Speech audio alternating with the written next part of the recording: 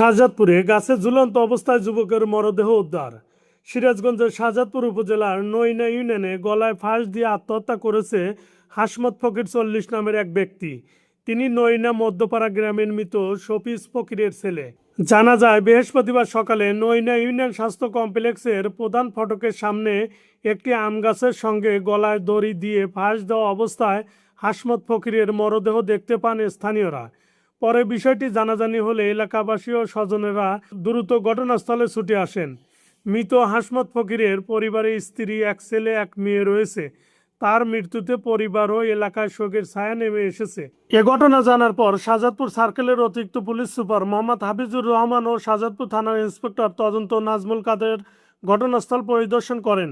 এ সময় ইন্সপেক্টর নাজমুল কাদের জানান, প্রাথমিকভাবে সুরতহাল করে মনে হচ্ছে এটি একটি আত্মহত্যার। অধিক তদন্তের জন্য লাশ ময়নাতদন্তে পাঠানো হয়েছে এবং মরদেহ উদ্ধার করে প্রয়োজনীয় আইনগত প্রক্রিয়া সম্পূর্ণ করা হবে। ঘটনার প্রকৃত কারণ অনুসন্ধানের তদন্ত অব্যাহত রয়েছে। Amirul Islam, digital, Shahzadpur news.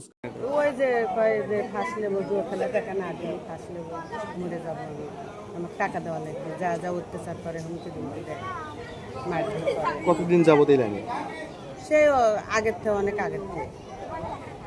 কত বছর ধরে? কত বছর আমার বাপ মা বেঁচে থাকতে কি করতো, কর্ম কি ছিল? কর্ম কিছুই ছিল না। তাহলে কিভাবে আমি করতো, সংসার চালাতে?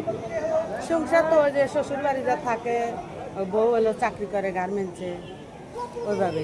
6:30টার দিকে আমরা সংবাদ পাই যে নরিনা ইউনিয়নের স্বাস্থ্য সেবা কেন্দ্রের প্রধান ফটকে আম গাছের সাথে হাসমত নামের 35 বছর বয়স হবে, সে গলায় ফাঁস দিয়ে ঝুলতেছিল।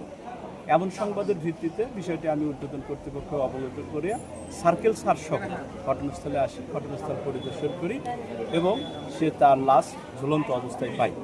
পরবর্তীতে এলাকার লোকজনের সহায়তায় লাশ মাটিতে নামানো হয় এবং লাশের সুরতহাল প্রস্তুত করা হয়, যাবতীয় আইনগত প্রসেস করা হয়।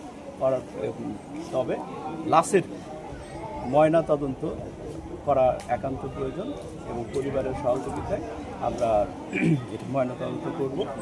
আর প্রাথমিকভাবে মনে হচ্ছে যে সে লাশ অর্থাৎ সে ভিকটিম এখন গলায় ফাঁস দিয়ে আত্মহত্যা